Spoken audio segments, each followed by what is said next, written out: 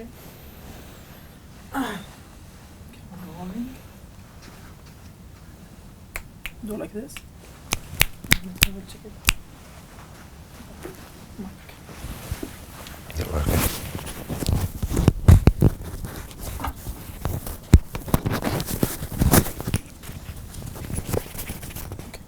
Can you hear? Yeah.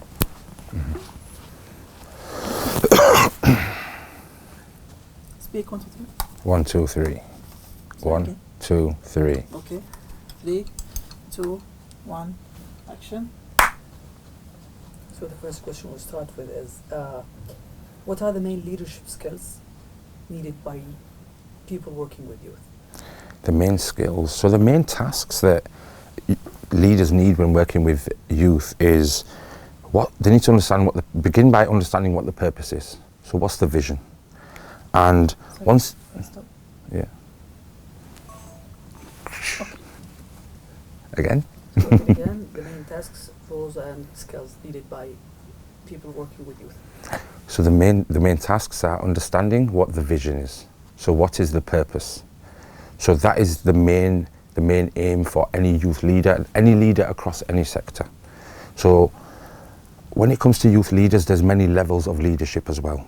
So starting from those youth leaders working directly with young people on the ground, in the grassroots, okay? So that is one level of leadership. And then it's a level of leadership where it comes to managing people. So managing people in organizations. So how do they do that? How do they ensure that their youth leaders understand the values and the vision of the organization? And then there's other leadership roles where it concerns working for national organizations or governmental departments. So youth leaders have a key role. They have a unique challenge, is that a youth leader can not only work on the ground with young people, but they must work with the different sectors as well. So they must work with the defence services, the police, education sector. They must work with the government departments to ensure that young people's voice is at the heart of what we do. So how are those that are developing youth policy, how do they understand the needs of young people? Do they understand if their policy is going to work? So how are they working with youth leaders to co-develop these policies? In education, how are they working with youth leaders to ensure there are well-rounded young people that are developed? So not just those that are good academically, but actually what about their soft skills? So what about the teamwork, the communication, the resilience, empathy, having respect for others? So a youth leader actually has a unique opportunity and a unique role to work with leaders from many different sectors, including the business sector, including the oil sector. So the effective youth leader also is involved in planning programs. So once they understand the vision, so it's about planning the programs. So understanding, well, what are the outcomes we want to achieve? What are the short-term outcomes? What are the long-term outcomes? So short-term outcomes, how do we ensure that we build young people's confidence? How do we ensure that they are resilient young people? How do we ensure that they can work effectively with many different people? The long-term outcomes, the economic, so contributing to the economic development of the country. Young people going into business and leadership, going into management positions. Young people volunteering and giving their time. Young people who are active, engaged citizens. Young people who are the next doctors and leaders. So a youth leader has an important task alongside teachers and other sectors of developing the nation via the young people. Another thing, so we've gone from program planning to working strategically to actually looking at the outcomes that young people that we need to develop, and then evidencing and monitoring what we do. So how do we have an evidence base? So a youth leader has to ensure that we are working towards an evidence base and a theoretical framework. So whatever, if that's positive youth development, whether that's asset-based youth development, there are many frameworks, but actually what framework are we using that fits locally? So from developing the framework, it's about quality. So how do leaders ensure that actually what is being delivered is wanted by young people? It actually meets their needs, so quality offer. And then the next thing is about creating safe spaces for youth. So how do we create safe spaces where they can come, they can attend, they can learn, they can develop, they can express themselves, they can be creative as well. So safe spaces. And a youth leader, the ultimate thing is, how do we keep young people safe? So how do we keep them safe in the environment where they are attending? So whether we are youth workers or youth leaders in schools or a youth centre or wherever it is, how do we keep them safe from abuse and neglect? So a youth worker's role, there's many things, from working with different agencies to working strategically. Start from so. After so, you said so. So? No, he won't remember what so. Just repeat the last. The last. Okay, the last point. I think it was quality, or we. Quality. Okay, I'll go from quality. So youth workers, a youth leader's role is about ensuring there is a quality offer. And what that means is that we meet the needs of young people. We consult them to understand what is it that they want to learn, how do they want to develop, what are their social issues, what are the problems they are facing in life. How can we as facilitators help them to overcome that? How can we ensure that the strategy that government is developing ensures that it meets these needs? How can businesses, when they are developing their corporate sustainability programs, how can they ensure that it encompasses everything that young people need? So from a quality offer, we have child protection. So how do we keep young people safe from abuse and neglect? How do we ensure the environment is safe? How do we ensure that we have the right risk assessments in place? Do they meet health and safety executive requirements? So it's a quality offer, it's working strategically, working with teams, safeguarding and child protection, planning, evaluating and monitoring the outcomes to ensure that whatever we do, we advocate on behalf of young people. And the unique thing about youth leaders is we develop the youth of the future, the youth that become the next CEOs. We advocate on their behalf. And good practice is that the young people that attend our programs or our centres, they should be our next leaders. They're the ones that should drive the agenda. They're the ones that should sit on our boards. So good practice says that young people should also sit at board level. So how do we ensure that young people are heard at every level? Because young people, many people look at young people as if they have weaknesses and a deficit. And in Europe, in the UK, we've changed from working on a deficit model to where they have problems that we need to fix, to working on their strengths. So what are the strengths that young people have? So now I know with young people, when I speak to them regularly or to my teams, they can teach me everything I need to know about technology. So what can young people teach us? We are not only there to teach them, but we are there to learn from them as well. It's a cycle. So the second question, how can we empower youth leaders to manage organizations in a highly effective and efficient way? The most simplest thing is to learn from different sectors. So to manage organizations, there's so much theory out there for the business world, for the leadership world, for the management world, in industry, in working in factories, etc. So when it comes to leadership, it's no different. The only difference is that we work with young people and we want to develop them to be leaders. We advocate on behalf of them and ensure they're part of the decision-making processes at every different level. To be effective, every leader must understand the vision. So what is the vision? What's the purpose? From understanding the vision is what are the values of the organization. So for example, we were in Youth In today and we were listening to the values of their organization. So it was around passion, it was around excellence, it was around resilience. So how do we ensure that these values, we create a culture with these values and embed that into the organization? So we're effective role models for young people. So if we're facilitating conversations with them about being excellent in what they do, how do we mirror that behavior? How do we show that behavior? So we need to be ultimate role models for them. So we start with the vision, so why the purpose, the values, and then we look at different strategies. So how do we manage people effectively?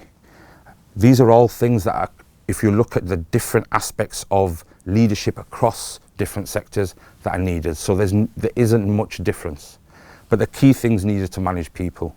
So how do you work with them? what processes do you have in place? What systems do you have in place? How do you risk assess the activities? What are your child protection policies like? What are the key performance indicators?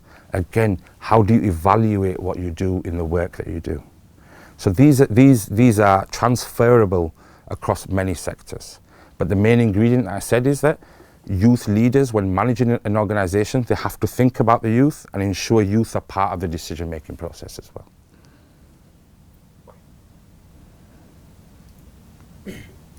The third question will be, what are the mechanisms of institutional development in youth organizations? Can you elaborate? What do you mean by that? It's just to develop an institutional work Mm-hmm. in any youth organization. Is there like certain tools and tactics, mechanisms to do that? To Yeah. take this, let's say, initiative or whatever we can call it into an institution. Yeah. Or based on institutional level or based on institutional standards. Mm-hmm. Yeah. Like certain skills and tactics, what are they? Yeah. So the first is with young people. So participation. How do we ensure they participate in our programs?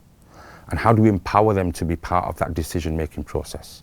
So whether it is the political arena, whether it is about decisions the board make, or whether it is about the focus, the vision of the organisation. So we always talk in business terms about the vision, the direction that we want to travel. But actually, what's the vision of young people? So in ensuring that we have the mechanisms, we must have a platform where young people have a voice. So youth leaders and for organisations, it is imperative that we do that.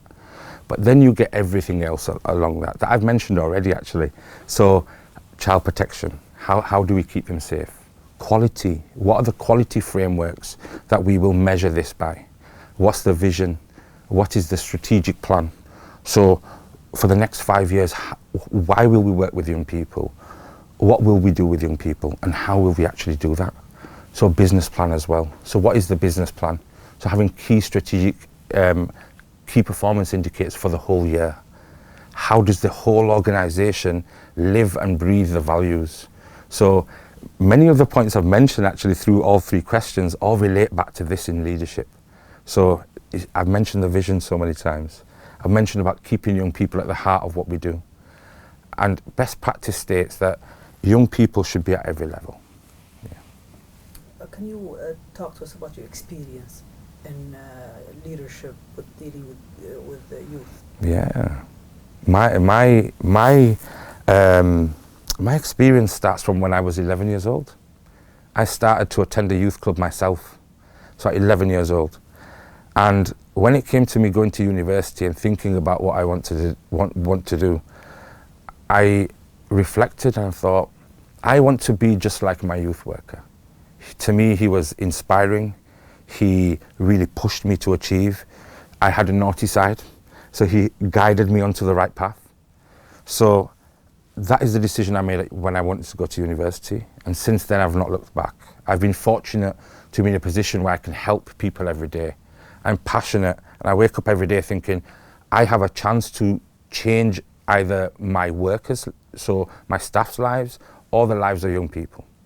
So I've worked with young people specialising in that are addicted to substances such as heroin and other substances. I spent a year working on a pilot project with that, looking at how we can rehabilitate them. I have also been part of a research project across Yorkshire and Humberside, which was about gangs, so gangs within the UK and groups within the UK, how that affects the community and how it affects schools as well. I've also worked on, so in youth, in the UK there's different types of youth work. So you may have project-based, yeah, working on government projects or regional projects or local projects. Or you may have centre-based, where you have a big, inspiring world-class centre where young people can come and get involved in different activities such as sports, arts, leadership activities, entrepreneurship, much like the youth labs they have locally here. So I've worked in them centres. I've also done street-based youth work. So in the UK, they call it detached youth work, where you actually work on the street and you target young people within areas where they congregate. So in the UK, you may find that they congregate wherever there's light. So shop, bus stops, parks. The main focus is on reducing antisocial behaviour and crime. So young people that may not have something to do, they may be influenced easily, so targeting them to involve them in something positive, so positive youth development. I've also been a manager of organisations. In my current role, I'm deputy CEO of a large youth zone, which works with just under 5,000 young people.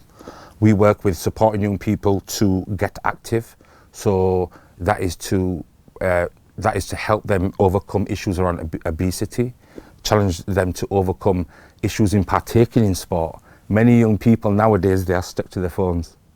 So we want them to stop and get involved in something active. So if they like football, come and join us. If you like going to the gym, come and join us. If you like climbing on the climbing wall, come and join us. Arts. So art is another thing. So arts and cultural activities.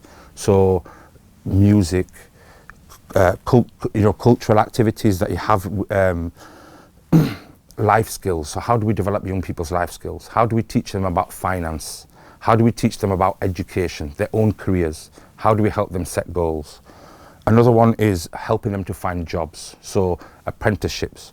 But we don't only help them to find jobs, it's actually how do you keep a job? So when you go into the workplace, how do you work as a team? How do you work as a team, but actually how do you communicate well? How do you be a professional? So many people are entering the workplace without these key soft skills, the soft skills that will help you achieve.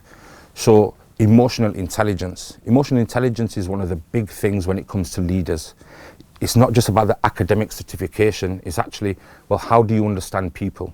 How do you understand power? How do you understand how to influence others? How do you show empathy and compassion? These are key skills that a youth leader has, and these are key things that every CEO needs. So every top executive needs these skills. So we teach young people about this, and it's not just about how to get into a job, it's how do you keep it and excel. We also do things around cohesion. So how do we have a cohesive society? In the UK, there are many people with many different nationalities, whether they're studying or they've been there for many years. So actually, how do we bring them together to ensure that we have common values, we work together? We also have leadership, so youth leadership programs. So we want young people to be the future leaders. So we have youth leadership. We also have sports leadership programs. So young people that can train to be the next coach, the next Jose Mourinho, the next Alex Ferguson. That is what we want. We want young people to come in to our centre, vision, dream, and we will help them take the steps to become that person that they want to be. So in my current role, we work with just under 5,000 young people. We are based in Oldham. We do all of them things and more, from just the basics of doing activities to help build their confidence. So how do we use sport to build a young person's confidence? It's not just about playing the sport, because anybody can do that, but how do we coach them? How do we help them to develop? And we evidence absolutely everything that we do. And that is the key thing. So I'm sure from hearing what I'm saying, you can see that I'm very passionate about what I do. I am so pleased to be part of such an amazing initiative in Saudi Arabia. I actually feel blessed because the people that have come together, there's one thing that unites us all, and that is we are passionate about working with young people, and that is the reason I'm here today as well. Great. If I ask you to give one advice for every youth leader, everybody working with youth, what would that be? Like the most important advice, like something that they can swear by, something that they should follow. You cannot buy passion. When I was first in a role working with young people that were addicted to drugs, one of them said to me, "Raz, I like you." I said, "Oh, why is that?" He said, "You're not textbook." So he goes, many people come out of university and the way they talk is as if they're reading out of a book. You're authentic, you're passionate, you care. So to work with young people, You have to be passionate, you have to care, and you have to be authentic. I think that is something that you cannot buy. We can all buy an education and learn what to do, but you may not have that passion. Thank you. Thank you. I think we're good. Thank you. That was great. Thank you.